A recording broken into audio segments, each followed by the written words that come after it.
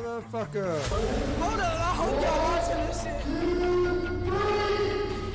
First round, real quick. That are in those training Real quick. but now we're gonna get a good. I thought he was a con artist, just based off his look. They're at edge. Holy shit! What the hell just happened?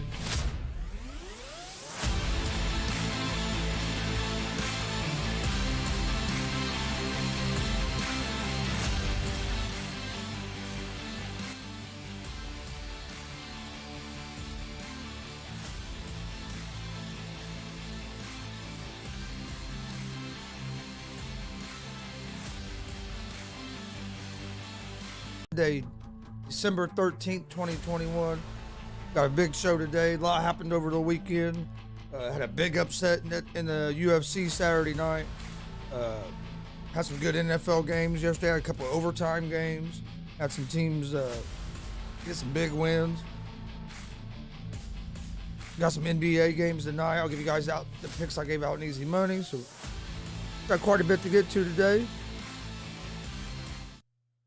But first of all, before we get to that, make sure my sound's all right here. Yeah, before we get that, don't forget we're live Monday through Friday, 11 a.m. Eastern with Easy Money, a sports betting show. That show is live at 11 a.m. Eastern on YouTube, Facebook, and Twitch, Monday through Friday. Then we're also live Monday, Wednesday, Friday on YouTube, Facebook, and Twitch at 1 p.m. Eastern with GSR Gonzo'S Sports Room, our sports talk show. This show. You can also find this show, GSR Gonzo'S Sports Room, and Easy Money, a sports betting show, in podcast form on Apple Podcast, Anchor Podcast, Spotify, Google Podcast. Most places you listen to podcasts, you can find us. Follow us on social media. Twitter, Facebook, Instagram, all at Gonzo'S Sports Room. That's where we post everything about the shows. We post our daily picks from Easy Money, a sports betting show, on our social media, interview announcements, anything to do with the show gets put on our social media. So follow us there at Gonzo'S Sports Room. Also, don't forget, we have our GWR weekly podcast and YouTube show we're getting ready to start. It's going to start on this Sunday, December 19th. We'll record on Saturdays and we'll air. It'll drop every Sunday morning at 9 a.m. Starting December 19th. We've been doing a lot of GWR live stuff. This is going to be more of a podcast recorded. It's going to be recorded. Then we're going to drop it. And it's going to be something that happens every week. So that's another just another way for us to get more content out and to separate the wrestling from the sports. That way we're not doing our GWR stuff at 1 o'clock when we usually do GSR. That way we got stuff for our pro wrestling fans that watch us. We have stuff for our sports fans that watch us. We want to try to have a little bit of something for everybody. Check out our merch store, streamlabs.com/Gonzalez Sports /merch. You can see some of our shirts behind me here. We'll have some new merch dropping here real soon, hopefully by the end of the week. We did have a new GWR shirt drop about a week and a half ago. Go check that shirt out, and we'd greatly appreciate it. Appreciate all the support. All right, let's get to talking some NFL. What happened over the weekend? On Thursday night, of course, you had the Vikings and Steelers here. Let's kick off Week 14. Vikings end up beating the Steelers. But all right, yesterday on Sunday, you had the Saints at the Jets. The Saints beat the Jets 30-9. Jets are struggling. I don't think Zach Wilson's the guy.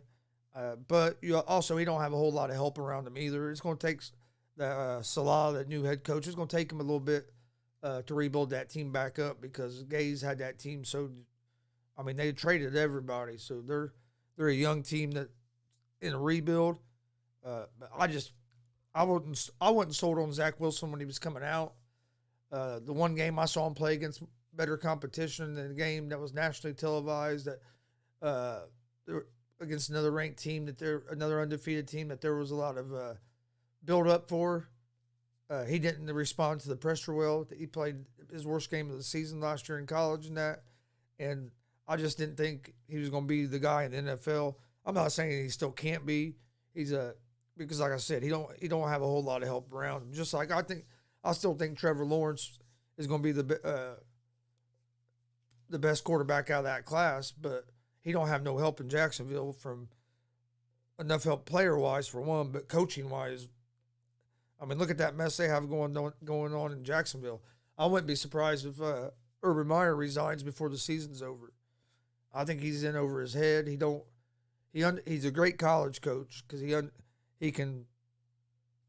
It's a lot easier to motivate kids than it is men. And when you're dealing with men that have millions of dollars, have families, you have to deal with them in a different way. You can't treat them like you can a college kid. And I think that's being a lot of his problem. There's a lot of stuff getting leaked out of the locker room. You don't see that when a coach is the players like the coach and the coach has a good culture going. You don't hear a lot of shit getting leaked out, and you're hearing all kinds of shit get leaked out of Jacksonville. So yeah, I wouldn't be surprised if Urban Meyer's not out there before the end of the season, and not being fired, but by him resigning.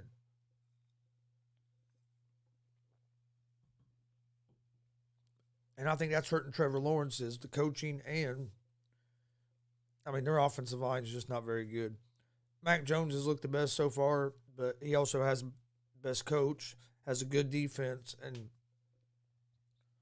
he don't turn the ball over. That's the biggest difference between him and a lot of the other, hell, not just rookie quarterbacks. You got right now, I would take Mac Jones over Baker Mayfield. Baker Mayfield to me has been a disappointment. I was a Baker Mayfield fan when he was coming out of college. I loved his story, how he walked on twice and transferred to Oklahoma to the number one pick in the draft. But he hasn't lived up to being the number one pick in the draft. I mean, yeah, he's won some games and won more games in Cleveland than any other quarterback has here recently. But one overall, you're thinking to play like you're hoping they're going to be like a Manning or a Elway or Eli. You know what I mean? You think they're going to lead your team? You're hoping that they're going to be the guy, and you're betting that they're on them to be the guy to lead your team to a championship. But I mean, yeah, it don't always happen. But Baker, I don't think the Browns are any worse when they have Case Keenum on the field than when they have Baker on the field. I really don't. All right, then the Falcons get a win over the Panthers, 29-21. I didn't get to watch much of this game. I was listening to it on the radio. The Panthers are just struggling. Injuries have hurt them. Cam was in, and Cam was out. Walker was in, and Walker got hurt. Cam was back in. McCaffrey's out for the season. I mean, they're just. But hey, the Falcons are trying to hang around and maybe sneak into a wild card spot. Drew Pitts went off yesterday. The Texans just aren't very good right now. It sucks for that coach because I think that he's a good dude, and it seems like the players like him, but with their quarterback situation, and they still haven't nothing has been solved with Watson yet, and that's kind of killed their season. Plus O'Brien, when he left, he left to whoever was coming in with a mess. He had traded away all their draft picks, traded away their best receiver for basically nothing. I mean, he traded Hopkins to Arizona for basically nothing. Got a running back that was nowhere near the same running back that he was a couple of years before that when he was one of the best backs in the league. Johnson hadn't done nothing for a year or two, and you trade him, or you trade for him and a couple of draft picks for one of the best receivers in the league. Just yeah. So this Coley was left. He came in as a head coach, and then the other dude, I can't think of his name right now, but the general manager, they came into a mess. Plus, I don't think that general manager knows what he's doing. Hell, I think he used to be a chaplain. He was like the team chaplain or something, and went from a team chaplain to like general manager. So that's kind of weird. He was like the team. He was like the chaplain in New England, and then he was the chaplain. Went over to Houston, and somehow he ended up with a GM job after being in Houston a little bit. I guess him and that owner are is it Easterby or Easterly? I can't think of his name. Name ain't coming to my head right now. You had the Raiders at the Chiefs, and looks like the Chiefs are starting to find their rhythm a little bit. Looks like Mahomes is starting to get a little more comfortable with the offense since the offensive line has gotten a little healthier.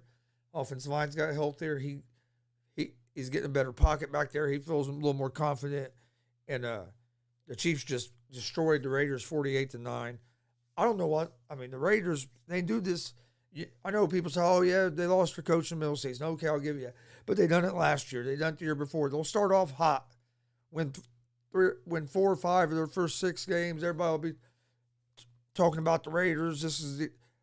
They're going to compete in the playoffs, and then they just go straight downhill, and they fizz out and it's over. And then they can't win a damn game. I mean, I understand they were playing the Chiefs yesterday, but 48-9, and with the weapons, which I'm not sure if they had some guys out with injuries. Like I said, I didn't get to watch. I was listening to some of these games on the radio, because we done a pro wrestling show yesterday, so I was doing a lot of these games.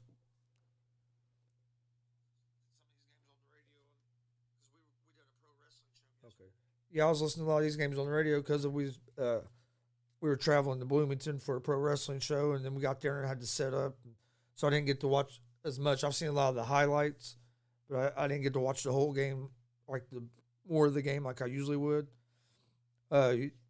Ravens at the Browns. The Browns held on to win 24-22. And this is a game where I'm talking about where Baker Mayfield hasn't shown that he's that guy yet. The Ravens lose Lamar Jackson. He gets hurt. Huntley comes in. And the Ravens, and at that point, the Browns was already up, 10-0, 10-0, 14-0, something like that. And they barely hold on to win 24-22. If Baker was that dude, as soon as the Jackson got hurt, Browns should have pulled away. They should have put him away. You were already up 10-0, 14-0. You should have put him away, and instead you let Huntley make some plays. Baltimore got some momentum. Threw an intercept. I think if it wasn't a pick six, it was damn near a pick six, and let him right back in the game, and really got kind of lucky to win that game. So I don't think the Browns are a real contender this year in the AFC. I mean, unless they just get hot, because they have a good run game. If that defense could get hot and Baker could just quit making dumbass decisions and turning the ball over. But the Ravens are on the other end of that. They've been disappointing. They should be with Lamar Jackson and the weapons they have. They should be better than what they are doing. Problem is they got rid of a lot of the guys they had on defense, and their defense isn't as good this year as it usually has been. And then now you got Lamar Jackson hurt. Andrews at tight ends having another great year. But they got to get some running game going besides Lamar Jackson. That's kind of the same thing with the Buffalo Bills. They need to start relying on their running backs a little bit. Only run game they've been having the last few games has been Josh Allen running the ball. And, yeah, he gains yards. He can do it. But, I mean, every time he does it, you're taking a chance that he's going to get hit and be out. And, I mean, you lose a guy like a Lamar Jackson or a guy like a Josh Allen, and it changes your team a hell of a lot. I mean, your team changes a lot. All right, next game was the Cowboys at the Redskins. The Cowboys hold on to win 27-20. Heineke got hurt in this game. Allen came into play. Cowboys' offense is struggling. Defense is playing well. Defense is what won this game for the Cowboys. Dak Prescott is struggling. I don't know if it's the pressure now that he got paid, the pressure to perform it, so he's playing tight, or if that calf is still bothering him a little bit, or what's going on. But he's not. He hasn't looked the same as he did at the beginning of the season. Beginning of the season, he was slinging the ball all over the place, and it was usually the defense that would let him down. Like last year, he would throw the ball all over the place. Well, in the second half of games, which because I'm still not sold that Prescott's the guy you wanted to pay as a franchise quarterback like that to pay all that money to. I mean, think about it. Everybody said he had a career year last year and wanted the Cowboys go 8-8. If my quarterback's having career years and we're not winning, I mean, there's something wrong. And now you've improved your defense, but now the offense is struggling. When Dak don't have everybody there, if Cooper's out, he's going to struggle. If, say, Cooper's playing, but trying to think who their other receiver is now, because when their other receivers go out, Dak's going to struggle. If he don't have all his pieces, he usually it affects him a lot. Then you had the Jaguars at the Titans. I was talking about a little bit ago how bad a shape the Jaguars are in. They got beat 20-0 yesterday by the Tennessee Titans. Like I said, they're imploding down there in Jacksonville. I think Urban Meyer's probably going to resign. I'll look for him maybe one. He might last another week, but he's not handling all the scrutiny and the attention he's getting in the press. And he's finding out that the NFL is a totally different ball game than what college football is. And I'm not saying he's not a good enough coach to do it, but it's a learning curve. And is the owner in Jacksonville going to give him time to catch up? Because you know how owners are; they want to win now, and he don't have a great roster. They're working on building it. If they give him a couple of years, I'm not saying that he can't lead a team and have success in the NFL, but I don't know in this day and age if the owner's going to give him enough time to get his culture established. And it sounds like he might need to get a few different position coaches if all kinds of shit's getting leaked out. But yeah, the Titans, that's a big win for the Titans as well. Broncos over the Lions 38-10. The Lions just shot themselves in the foot in this game. Turnovers. Coming off a big win the week before, and it was a kind of a letdown this week for the Lions.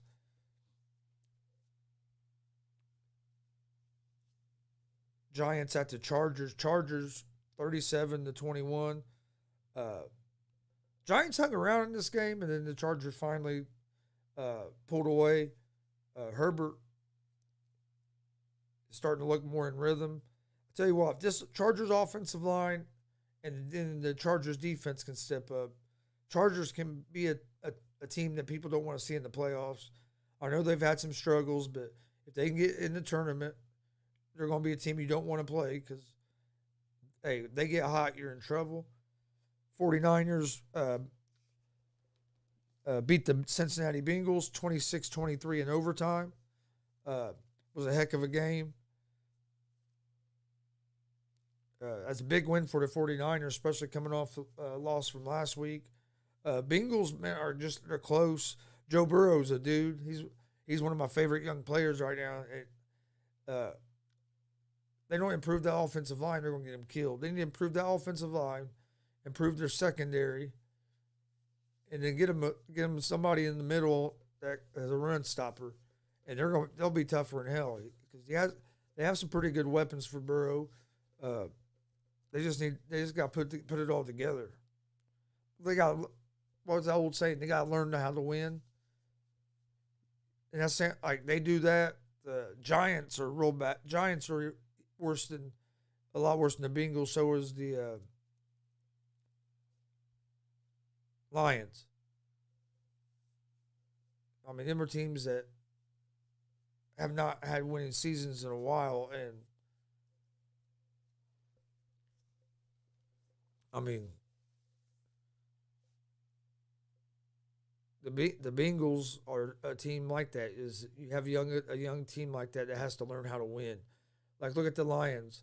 They finally got a win last week, and then they had a letdown this week. You got to build that culture because they're not used to winning. They're used to losing all the time. Losing a place like the Lions, losing has became the norm. So they got that big win, and they come out this week and don't perform worth the shit because they had just a big letdown. So I mean, you just never know. Then the Buffalo Bills was at the Tampa Bay Buccaneers. The Bucs won 33-27 in overtime. Tom Brady threw a touchdown pass in overtime to I think it was Perriman. The Bills don't have a run game. They're one-dimensional, and when they do run the ball, they run it with Josh Allen. I don't know what's happened with Singletary or Moss.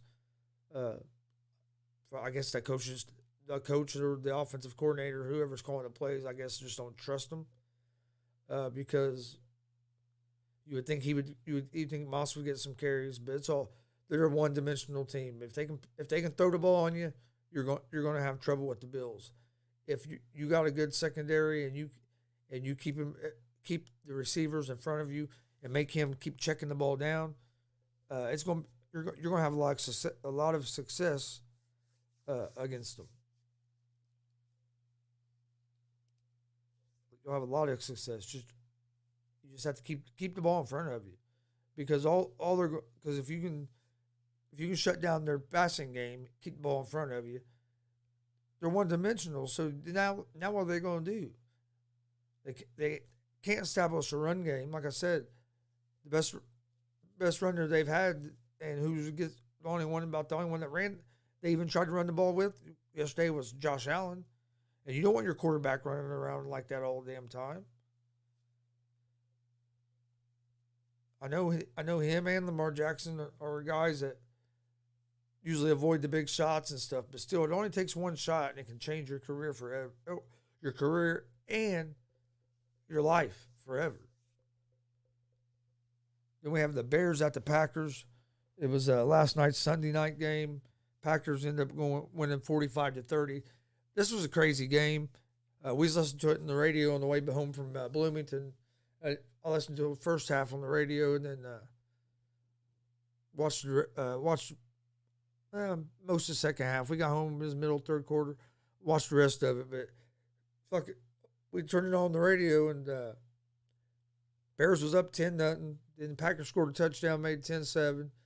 Then the Bears scored again, and then the Bears get a punt return back. I mean, it was just a wild game. Right there before halftime, there was like three or four scores in the last 2.5 minutes before halftime. And then tonight, to conclude week 14 of the NFL, this will be kicking off week 15, wasn't it? Or no, they count this as week 14. Yes, this would be concluding week 14. Thursday is the kicks it off. You have the Rams at the Cardinals. I like the Rams in this game. Rams are 8-4. The Cardinals are 10-2. The Rams have lost 3 of their last 4 games. Henderson's banged up, and they don't have no running back depth with the injuries they have. The Rams are also 1-5 ATS their last 6 games. The Cardinals, Murray and Hopkins are back. They both came back last week.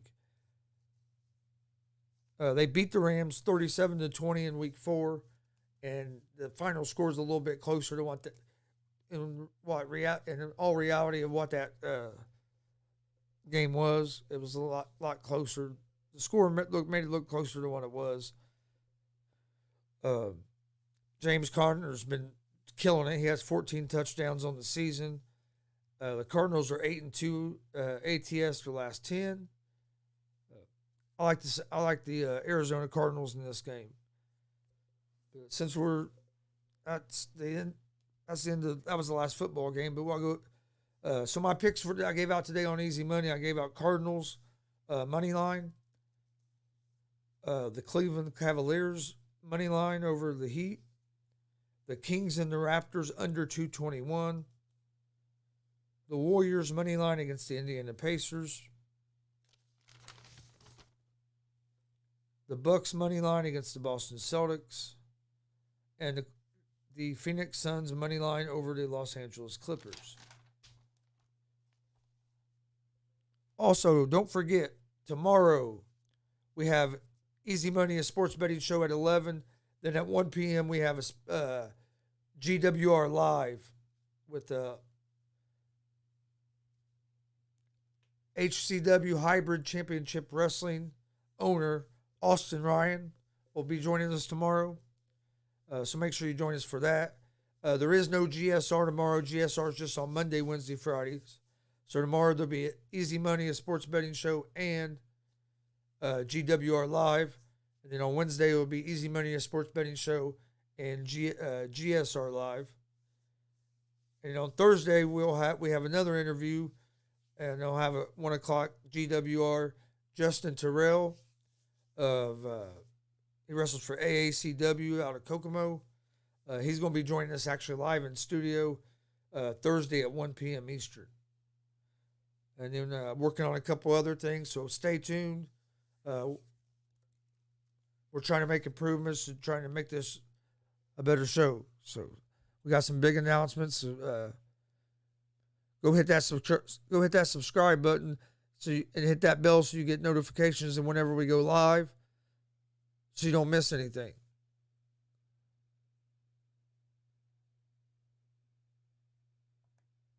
All right.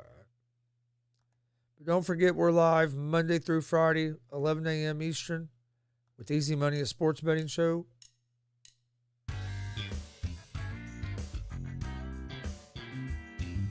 We're also live at 1 p.m. Eastern with GSR Gonzo'S Sports Room. We appreciate all the support. Follow us on social media, Facebook, Twitter, Instagram, all at Gonzo'S Sports Room. That's where we post all the information about our shows.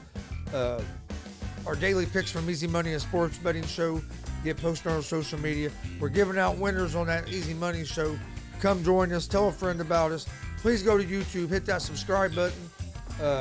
We greatly appreciate it. Hit the bell for notifications. If you're watching on Facebook, please hit that follow and like buttons. Watching on Twitch, same thing. Hit the follow and like buttons. Go check out, if you listen on the podcast network, please rate and review. We appreciate all the support. Like I said, we got a couple big guests lined up this week. So far, might have a couple more. So stay tuned for that.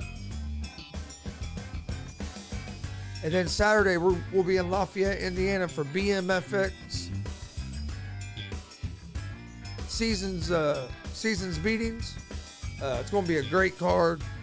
You can find out more of the whole card at BMFX Wrestling on Facebook. But you have Dex Royal, Chris Owens is going to be there, Jared Kripke's going to be there, the Highlight Reel, Rachel Armstrong, JKO. I mean, it's just a stacked card. It's in Lafayette, Indiana. Come join us. If you can't make it to Lafayette, we will have a live stream on our YouTube and Twitch channels at Gonzo'S Sports Room. So if you can't be in Lafayette, come join us on our live stream and chat with us and enjoy a good show. I want to thank everybody for watching. Don't forget, we'll be live tomorrow at 11 a.m. Eastern with Easy Money, a sports betting show. And then we'll be live at GWR Live at 1 p.m. Eastern as a HCW Hybrid Championship Wrestling owner Austin Ryan joins the show.